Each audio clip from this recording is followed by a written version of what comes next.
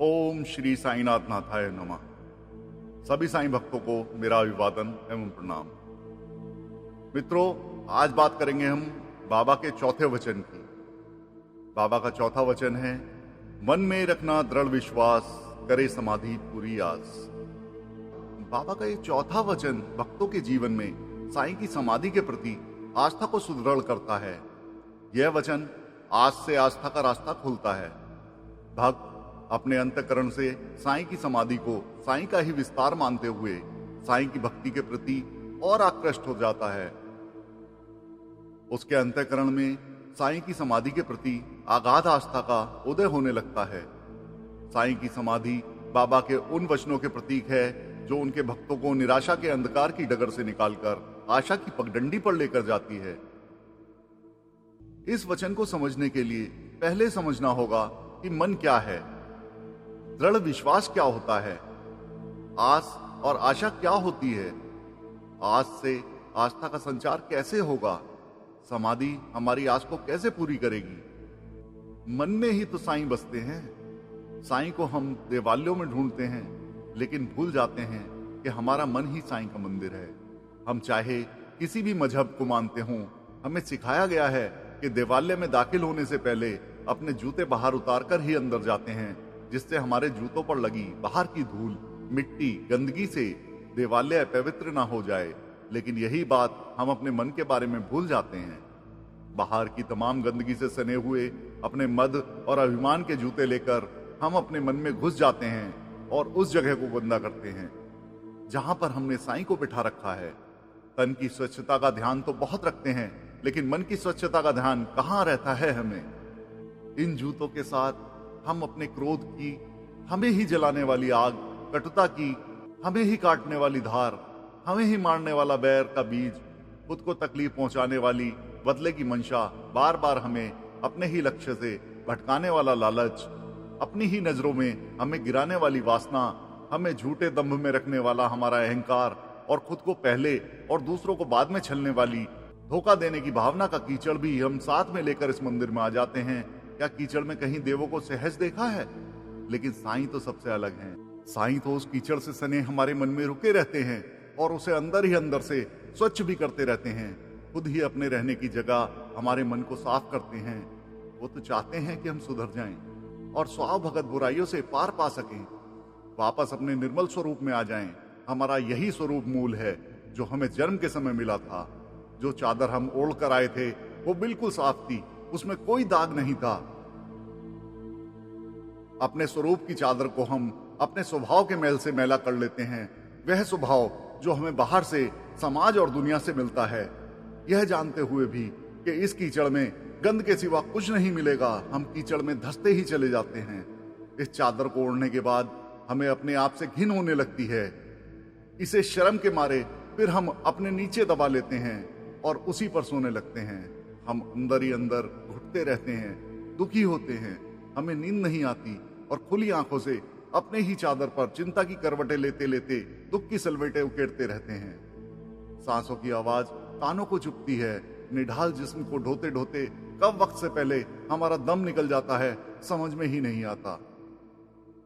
इसी मैले मन में साईं से मांगने के लिए इतना कुछ भर रखते हैं कि जब मांगने बैठते हैं तो विचार भावों पर हावी हो जाते हैं। भावों में आस बसती है और विचारों में आशा।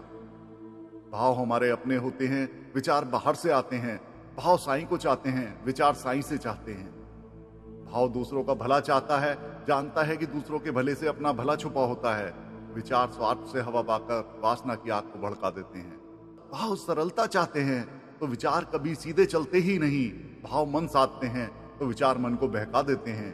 भाव और विचारों का खींचातानी के बीच जब हम साईं के पास कुछ मांगने पहुंचते हैं तो दोनों की इस रस्साकशी में विचारों से मांग बैठते हैं। साईं सब जानते हैं, लेकिन फिर भी मुस्कुराकर हमें वही देते हैं जो हम उनसे मांगते हैं। वो तो ना कहना ही नहीं जानते। इस उम्मीद में वो सभी लोगों को कुछ बिना रुके दिए जाते हैं और हम किसी दिन तो वापस आएंगे और उनसे वो मांगेंगे जो वो हमें देना चाहते हैं। वो हमारे भाव को पढ़ चुके होते हैं। जैसे जैसे वो हमें देते जाते हैं, हमारा विश्वास उस साईं में बढ़ने लगता है, लेकिन हमारा अहंकार भी इसके साथ साथ बड़ा होने लग जाता है। हम जानते तो हैं कि हमें जो कुछ भी मिला है वह साईं की ही कृपा से मिला है, लेकिन इसे मानना बड़ा ही मुश्किल होता है। हम हैं तो कतरा ही, लेकिन अपने आप को कर्ता मानने लगते हैं। अगर इस बीच हमारी कुछ ऐसी इच्छाएं पूरी नहीं होती जिनकी पूर्ति से हमारा ही नुकसान होता, तो हम हताश हो जाते हैं, हमारा विश्वास डोल जाता है। तब फिर साईं के कर्ता होने का एहसास जाग जाता है। विश्वास जब हमारी इच्छाओं की पूरी होने पर विकसित होना शुरू होता है तो भरोसा कहलाता है। यह पहली सीढ़ी होती है। यह भरोसा इन्हीं के समान और इच्छाओं की पूर्ति पर पल्लवित होता है और फिर विश्वास कहलाता है। बस हम में से अधिकांश यहीं पर रुक जाते हैं, इस विश्वास को दृढ़ होने नहीं देते, उसे आस्था या श्रद्धा में बदलने ही नहीं देते। मन मंदिर बिना आस्था के कुछ भी तो नहीं है। मंदिर की तो एक एक ईंट में आस्था बसती है। मन की भट्टी में भक्ति की आंच पर इस विश्वास की ईंट को पकाने के लिए इच्छाओं के कोयले को चिता समान सजाकर धैर्य की फूकनी से हवा देनी पड़ती है। इसी धैर्य को बाबा ने सब्र या सबरी कहा है। सबरी हमें बड़े से बड़े संकटों से तार देती है, मुसीबतों में विश्वास दिलाती है कि सब कुछ ठीक ठाक होगा, हमें अपने वीर होने का एहसास कराती है और बलशाली बनाती है, विचारों पर काबू करना सिखाती है, हमारे आत्मविश्वास को मजबूत बनाती है, दुखों से तार देती है, हमारी अपेक्षा से बेहतर परिणाम हमको दिखाती है। मन की भट्टी में इच्छाओं के कोयले पर भक्ति की आंच से, सबूरी की फूंक से हमारे विश्वास की ईंट जब पकने लगती है तो इच्छाएं राख हो जाती हैं, उनका स्वरूप बदल जाता है। इसी राख से बर्तन रूपी जीवन को मांझने पर उसमें चमक आ जाती है। वासना के जीवाणु मर जाते हैं, हाथों का लोभ रूप मैल छूट जाता है, माथे पर उस राख को लगाने से रूप में अनासक्ति हो जाती है। राख में न जाने कितने ही गुण छुपे होते हैं, हम सब जानते हैं, लेकिन स्वभाव की कमजोरी के चलते सब भूल जाते हैं। इच्छाओं का स्वरूप बदल जाने पर उनका उपयोग भी बदल जाता है। जहां पहले यही इच्छाएं स्वार्थ के लिए होती थी, अब परमार्थ के लिए होती हैं। पहले इच्छाएं बहकाने का काम करती थी, अब उनकी राख मन को शुद्ध करती है। इच्छाओं का यह बदला रूप हमारा स्वरूप भी बदल देता है। इस बदले हुए स्वरूप में खुद को पहचानना मुश्किल हो जाता है। इच्छाएं अब भी होती हैं, लेकिन उसमें वासना का विष नहीं होता।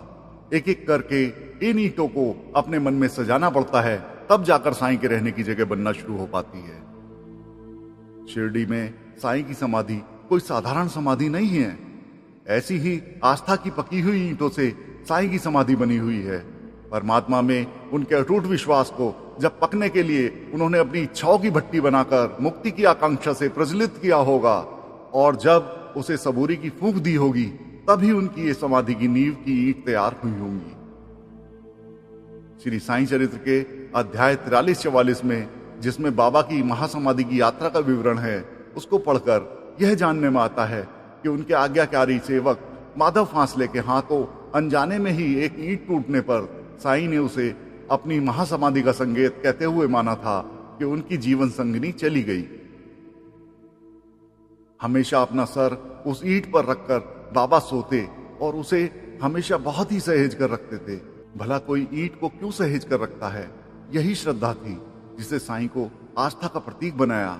इसी श्रद्धा पर बाबा अपने सर रख कर सोते थे और इसी को सहेज कर भी रखते थे। इस तरह इस अमूल्य ईंट को बाबा अपनी जीवन संगिनी मानते थे। श्रद्धा उनकी जीवन संगिनी तो थी भी। यही ईंट जब टूट गई तो साईं बाबा को मानो यह आदेश हो गया था कि अब उनकी अटूट श्रद्धा को लेकर उन्हें परमात्मा से फिर एकाकार हो जाना है। साईं की उस ईंट को टूटने पर जो कण यहां वहां बिखरे होंगे, अणु विस्फोट के समान, उससे कई गुना श्रद्धा ऊर्जा के रूप में इस विश्व में फैल गई होगी। इस ईंट को मूल्यवान धातु से जोड़कर उनके उपयोग की अन्य वस्तुओं के साथ बाबा की समाधि में भी रखा गया है। आस्था के स्वरूप उस ईंट का प्रारब्ध ही इस तरह गढ़ा गया था कि उसे अटूट रहकर साईं के साथ और टूटने पर भी सदा साईं में मिलकर उसकी समाधि का हिस्सा हो जाना था।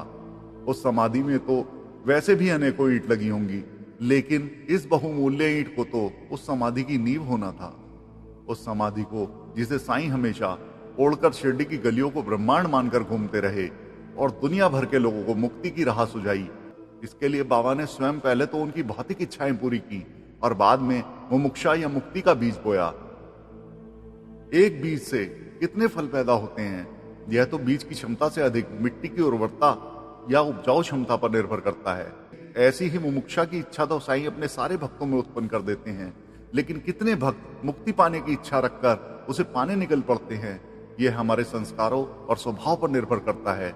साईं के सारे ही भक्त भक्ति की राह पर अपने आप को खोजने निकल नहीं पड़ते। अधिकांश तो बाबा की दी हुई माया में ही उलझ कर रह जाते हैं। कुछ ही इससे आगे निकल पाते हैं। जो इस राह पर आगे निकल जाते हैं वो बाबा की समाधि पर पहले तो अपना हाथ रखते हैं, साईं को महसूस करते हैं।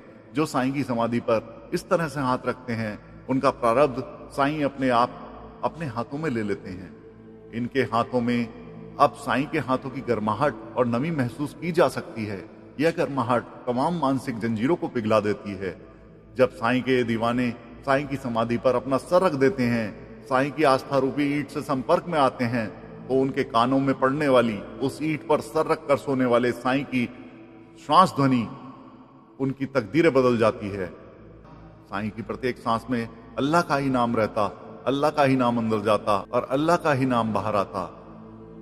अब आस का स्वरूप बदल जाता है। वो आशा को अपने अंदर विलीन कर लेती है। जो पहले भाव में बसती थी लेकिन विचारों से सुनाई देती थी, वो आस अब भावों में ही सुनाई देती है। आस परोपकारी होती है तो आशा स्वार्थी। आस परिपूर्णता की ओर ले जाती है तो आशा सदा अपना कद बढ़ाती हुई अपूर्ण ही रहती है।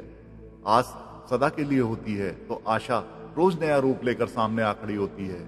आस संतोषी बनाती है तो आशा असंतोष उत्पन्न करती है। आस भीड़ से अलग करती है तो आशा भीड़ में जोड़ देती है। आस विजय का नाम है तो आशा होड़ का। आशा का विलीन होना और आस का प्रबल होना यह साईं की कृपा से ही संभव हो पाता है। आशा के लुप्त हो जाने से और आस के बलवान होने से भावों और विचारों का घर्षण समाप्त हो जाता है। मन से भाव, भाव से विचार, विचारों से कर्म और कर्म से प्रारब्ध सभी एक पंक्ति में आ जाते हैं। निर्मल मन में साईं के प्रति दृढ़ विश्वास साईं की समाधि की वो ईंट हम सबका प्रारब्ध बदलकर हमारी मुक्ति की आस को पूरा करती है। वो मुक्ति जहां पर हम साईं के एकाकार हो जाते हैं। हमारा अहंकार साईं के चरणों में लीन होकर विलीन हो जाता है और हम साईं की दीनता को समेट लेते हैं। हम साईं के हो जाते हैं। समाधि आस को पूरा करती है। दृढ़ विश्वास रखो, बाबा सब भली करेंगे। ओम श्री सद्गुरु साईनाथार्पणमस्तु। शुभम भवतु। ओम साईं राम।